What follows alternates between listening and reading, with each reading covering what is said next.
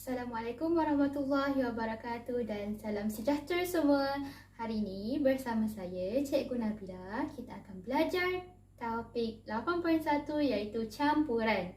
Sebelum kita mulakan kelas kita pada hari ini, Cikgu ingatkan murid-murid untuk isi kehadiran dekat link yang telah Cikgu sediakan dan Cikgu hantar dalam grup WhatsApp kita ya.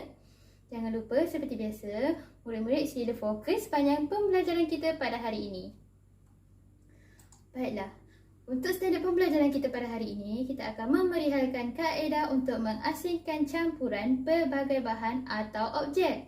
Untuk 8.1.2, menakul cara yang digunakan untuk mengasingkan campuran pelbagai bahan atau objek. Baiklah, untuk di akhir PDPR kita pada hari ini, murid akan dapat memerihalkan kaedah mengasingkan campuran pelbagai bahan. Okey, mari kita lihat dan fahami situasi di bawah. Okey, untuk situasi ini, di mana kakak dan adik sedang mengeluarkan duit tabungan mereka. Wah, banyaknya. Kalau diasingkan begini, barulah duit mudah untuk dikira. Situasi kedua pula, kita tapis air teh ini dahulu, barulah tiada hampas teh. Jom kita lihat situasi ketiga. Tepung perlu diayak dahulu. Hasilnya, tepung yang halus akan dapat diasingkan. Baiklah. Persoalan untuk pembelajaran kita hari ini. Mengapakah bahan-bahan di dalam campuran tadi diasingkan? Untuk situasi yang pertama tadi, adik dan kakak tadi dia asingkan duit tabungan dia antara duit shilling dan duit kertas ataupun mengasingkan duit mengikut nilai duit. Kenapa? Ya, supaya lebih mudah untuk mengira jumlah keseluruhan duit tabungan mereka. Untuk situasi kedua, iaitu mengasingkan air teh dan hampas teh dalam sebuah teko teh. Ya, kenapa perlu asingkan hampas daripada air teh? Ya, supaya air teh lebih senang untuk diminum. Kalau ada hampas, mesti kita rasa macam tak selesa dan susah untuk minum air teh, betul? Ya, mari kita lihat situasi yang ketiga, iaitu situasi di mana mengayak tepung supaya tepung menjadi halus. Kenapa perlu buat begitu? Ya, bila dalam satu bekas tepung, pastinya terdapat tepung yang bersaiz besar dan tepung yang bersaiz yang halus. Jadi untuk menghasilkan kek yang lebih sedap, pastinya kita perlu ayak tepung supaya jadi halus. Okey, apa itu campuran? Ya, kita nak belajar tajuk campuran. Tapi apa itu campuran? Apa ya yang dimaksudkan dengan campuran? Ya, campuran ialah bahan yang mengandungi dua atau lebih bahan yang dicampurkan. Seperti situasi sebelum ni, dalam sebuah tabungan, hasil tabungan tu ada campuran duit shilling dan duit kertas. Situasi kedua, ada campuran air teh dan hampas teh. Untuk campuran yang ketiga, terdapat campuran tepung yang halus dan tepung yang bersaiz besar. Okey, seterusnya, terdapat beberapa kaedah untuk mengasingkan campuran. Mari kita lihat makanan di atas. Ya, itu ialah maruku. Dalam maruku tu terdapat maruku dan kacang. Kita lihat situasi Kugen dan Kanen. Kugen, saya suka maruku tapi saya tidak suka makan kacang. Manakala Kanen pula suka makan kacang. Jadi, apa yang boleh mereka lakukan? Ya, Kugen dan Kanen boleh mengasingkan campuran kacang dan maruku secara menyisih. Ya, cara menyisih ialah mengasingkan dua bahan yang bersaiz besar. Contohnya, maruku dan kacang. Ataupun contoh lain, duit shilling dan duit kertas. Kita boleh menggunakan kaedah menyisih duit shilling dan duit kertas supaya mudah dikira. Seperti itu juga muruku dan kacang, kita boleh gunakan kaedah menyisih supaya lebih mudah untuk dimakan. Okey, seterusnya, Situasi seterusnya ialah situasi Kanang dan ibu serta adiknya. Mak, nak buat apa ni? Mak nak buat kek untuk hari jadi ayah. Tiba-tiba, adiknya mencampurkan kismis ke dalam tepung. Adik jangan. Tengok, kan dah bercampur? Ya, tepung dan kismis dah bercampur. Jadi, apa yang boleh Kanang lakukan? Kugen lakukan. Bagaimana Kugen boleh mengasingkan campuran kismis dan tepung ni ya? Ya, kita boleh gunakan kaedah situasi ketiga tadi iaitu mengayak, di mana mengasingkan bahan bersaiz halus daripada bahan yang bersaiz besar.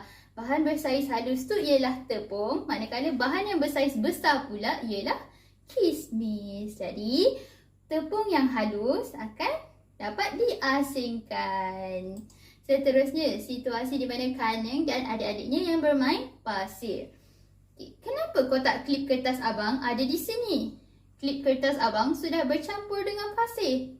Apa yang Kanang boleh lakukan untuk asingkan klip kertas dengan pasir? Ya, Kanang boleh mengasingkan campuran klip kertas dan pasir dengan menggunakan magnet. Sebab klip kertas boleh ditarik oleh magnet.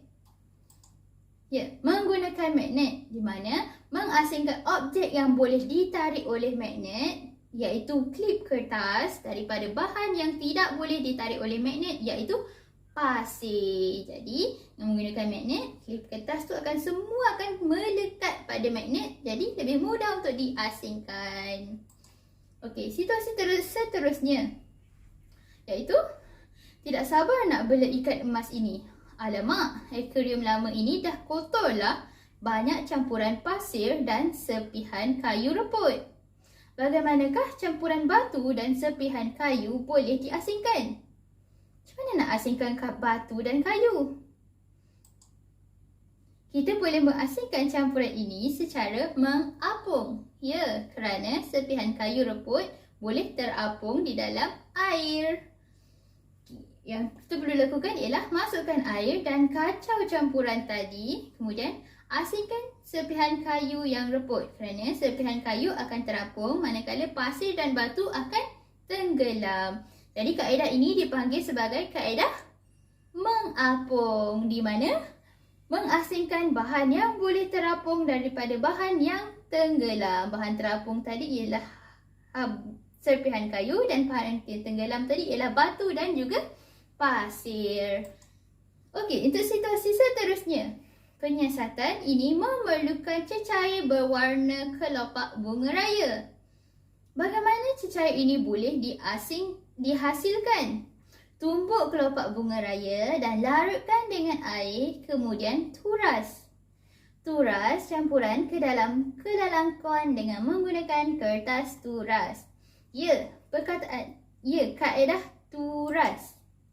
Cebisan kelopak bunga raya akan tertinggal di atas kertas turas. Cecair berwarna akan terkumpul di dalam kelalang kon. Kaedah curas ini sama seperti situasi di mana kita mengasingkan hampas teh dan air teh.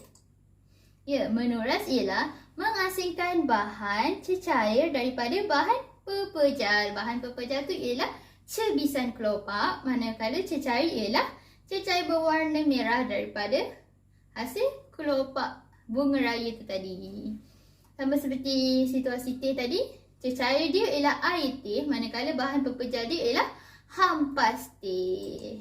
Baiklah, kesimpulannya, kaedah mengasingkan campuran ini terdapat 5, iaitu menyisih, mengayak, menggunakan magnet, mengapung dan menuras. Menyisih ni ialah mengasingkan dua bahan yang bersaiz besar seperti duit shilling dan duit kertas. Mengayak, mengasingkan bahan yang bersaiz halus daripada bahan yang bersaiz besar seperti kismis dan juga tepung. 3. Menggunakan magnet seperti mengasingkan objek yang boleh ditarik oleh magnet seperti klip kertas daripada bahan yang tidak boleh ditarik oleh magnet seperti pasir. Yang keempat, mengapung, mengasingkan bahan yang boleh terapung daripada bahan yang tenggelam seperti mengasingkan serpihan kayu yang boleh terapung daripada pasir ataupun batu yang tenggelam. Okey, yang kelima iaitu menuras, di mana mengasingkan bahan cecair daripada bahan pepejal. Cecair ialah air teh, manakala pepejal ialah hampas teh. Baiklah, itu saja kelas kita pada hari ini. Untuk soalan pengukuhan, cikgu nak murid-murid buat buku aktiviti sains muka tahun 2, muka surat 55 dan 56. Jangan lupa buat juga soalan Google Form yang telah yang link dia telah cikgu sediakan dan telah cikgu hantar dalam grup WhatsApp kita ya. Baik, itu saja kelas kita pada hari ini. Terima kasih dan jumpa lagi di kelas seterusnya.